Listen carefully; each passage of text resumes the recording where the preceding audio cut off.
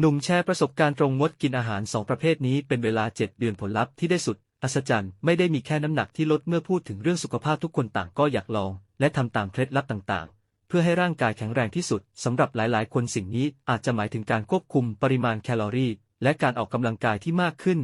แต่สำหรับชายผู้มุ่งมั่นในอังกฤษคนหนึ่งการทำแค่นั้นยังไม่พอเขาได้ตัดกลุ่มอาหารบางชนิดออกจากการรับประทานทั้งหมดเพื่อให้ร่างกายแข็งแรงขึ้นสเตฟานริชบรรณาธิการของเวสต์ออนไลน์ได้ตัดสินใจงดกินอาหารที่ผ่านกระบวนการแปรรูปสูงและเขาบอกว่าสิ่งนี้ได้เปลี่ยนแปลงชีวิตและร่างกายของเขาอย่างสิ้นเชิงสเตฟานกล่าวว่าต้นปี 2024 ผมตัดสินใจงดอาหารที่ผ่านกระบวนการแปรรูปสูงผมยังลดอาหารที่มีน้ำตาลเพิ่มเช่นช็อกโกแลตขนมหวานหรือของหวานแต่ไม่ลดการดื่มแอลกอฮอล์เมื่ออธิบายเหตุผลที่ทำการตัดสินใจนี้เขาอธิบายว่าผมไม่ได้ตั้งใจที่จะทำแบบนี้ตลอดชีวิตผมแค่รู้สึกไม่สบายตัวและท้องอืดหลังจากช่วงคริสต์มาส 2023 ตั้งแต่ต้นปี 2024 สเตฟานได้ปฏิบัติตามแผนการรับประทานอาหารที่แทบไม่มีอาหารแปรรูปในนั้น เขารู้สึกแข็งแรงขึ้นมากจากการรับประทานอาหารแบบนี้ และรู้สึกประหลาดใจอย่างมากกับผลลัพธ์ที่ได้ สเตฟานกล่าวว่าในช่วง7 เดือนที่ใช้แผนการรับประทานอาหารใหม่นี้ผมไม่เคยขึ้นชั่งน้ำหนักเลยเพราะที่บ้านไม่มีเครื่องชั่งแต่วันหนึ่งในวันหยุดสุดสัปดาห์ผมไปบ้านเพื่อนและที่นั่นมีเครื่องชั่งน้ำหนักผมเลยขึ้นไปและค่อนข้างตกใจกับสิ่งที่เห็นผมลดน้ำหนักได้อย่างน้อย6 กิโลกรัมอาจจะถึง 9.5 กิโลกรัมผมสูงประมาณ 1.72 เมตรและในช่วงหลายปีที่ผ่านมาน้ำหนักของผมค่อนข้างคงที่ประมาณ 73 กิโลกรัมบางครั้งก็ใกล้ 76.5 กิโลกรัม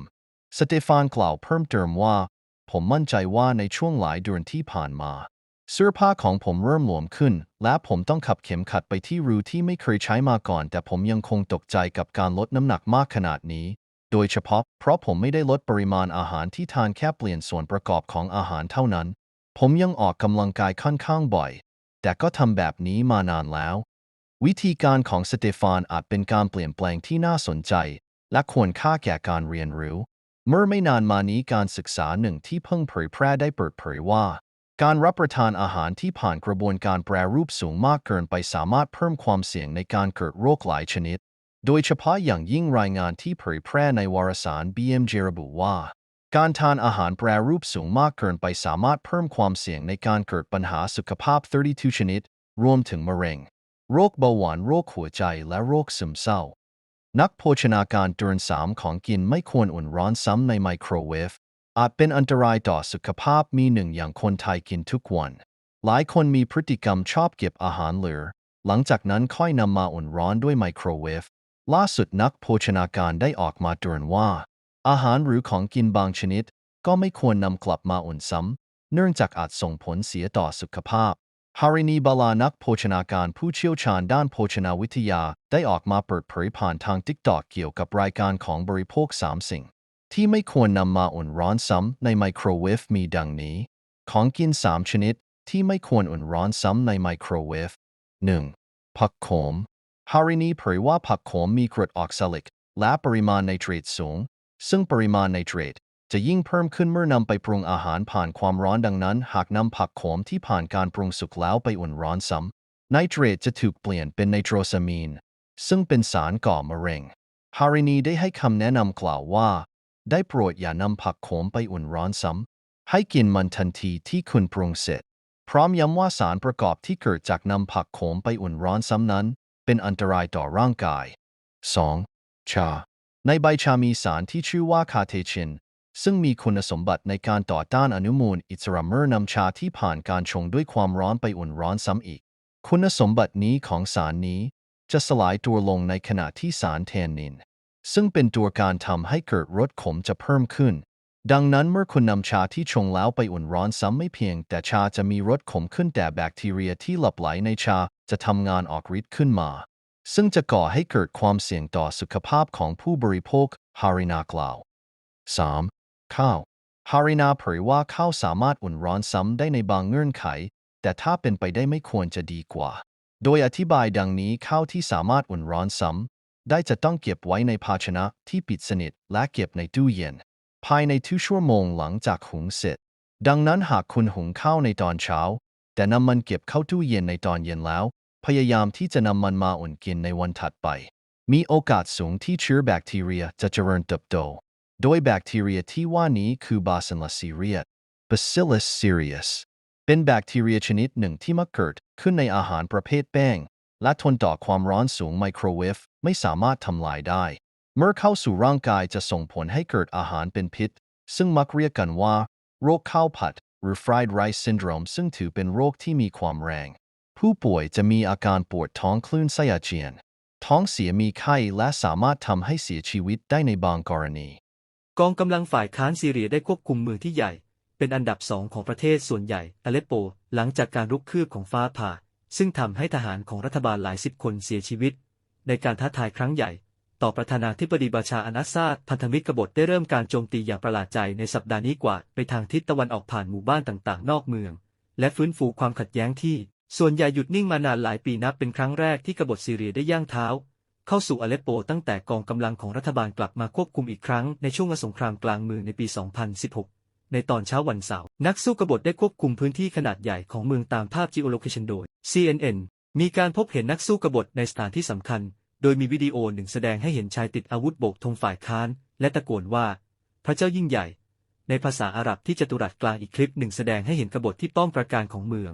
ซึ่งอยู่ทางตอนกลางของอเลปโปเช่นกันอย่างน้อยชายคนหนึ่งในคลิปนั้นมีอาวุธดังที่เขาพูดว่าเราเป็นคนแรกที่มาและพิชิตเป็นคนแรกพวกกบฏยังยึดสนามบินของเมือง CNN ไม่สามารถตรวจสอบได้ข้อยกเว้นเพียงอย่างเดียวคือภาคตะวันออกเฉียงเหนือของเมืองซึ่งยังคงมีหมู่บ้านไม่กี่แห่งอยู่ภายใต้การควบคุมของกองกำลังของรัฐบาลและพันธมิตรของกองกำลังทหารอิหร่านกองกำลังกบฏได้ประกาศเคอร์ฟิว 24 ชั่วโมงเพื่อเริ่มเวลา 17 นาฬิกาตามเวลาท้องถิ่นวันเสาร์ซึ่งพวกเขากล่าวว่าเป็นการรับประกันความปลอดภัยของผู้อาศัยในเมืองและเพื่อปกป้องทรัพย์สินส่วนบุคคลและสาธารณะจากการแทรกแซงหรืออันตรายกระทรวงกลาโหมของซีเรียกล่าวว่าทหารหลายสิบคนถูกฆ่าตายในการโจมตีที่อเลปโปมันยอมรับว่ากองกำลังกบฏได้เข้าไปในเมืองแต่อ้างว่าพวกเขาไม่สามารถสร้างตำแหน่งที่มั่นคงได้และกำลังเสริมกำลังมาถึงเพื่อเตรียมพร้อมสำหรับการโจมตีตอบโต้นักสู้กบฏเตรียมล้มรูปปั้นม้าของบาเซล อัล อาซาดพี่ชายของประธานาธิบดีบาชาร์ อัล อาซาดมูฮัมหมัด ฮัจญะดูระ AFP Getty Images ดูเหมือนว่ากลุ่มกบฏที่กำลังรุกคืบจะได้รับการต่อต้านจากกองทัพซีเรียเพียงเล็กน้อย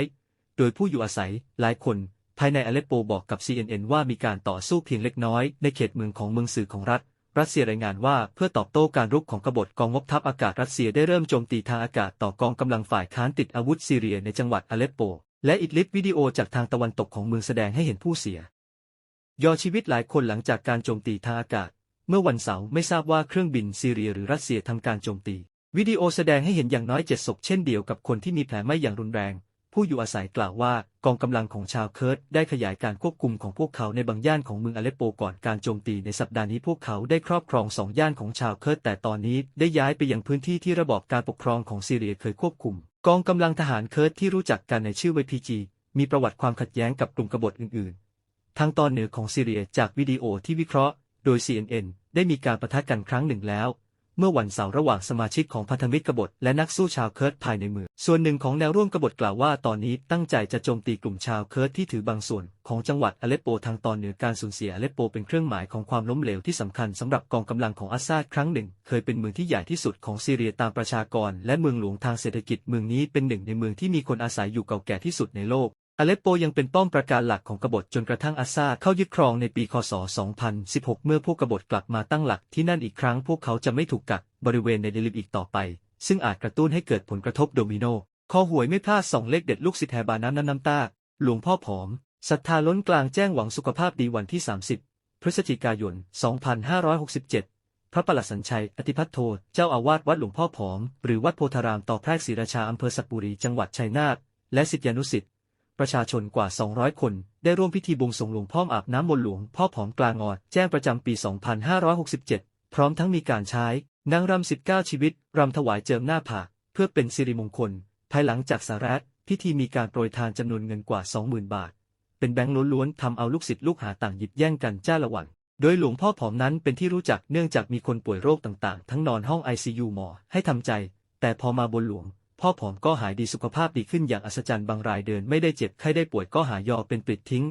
ทำให้วัดเป็นที่โด่งดังมีคนรู้จักทั่วประเทศแห่พ่อแม่ปู่ย่าตายายมาจากทั่วสารทิศเพื่อมาบนมากราบให้ขอพรให้สุขภาพแข็งแรงนอกจากนั้นอย่าง มีคนได้โชคได้ลาภจากหลวงพ่อผอมกันอีกหลายทั้งรางวัลที่1ก็เคยมาแก้บนหนังกลางแปลง3 วัน 3 คืนอีกด้วยแต่สิ่งที่บรรดาคอหวยและนักเสี่ยงโชคต่างมารุมล้อม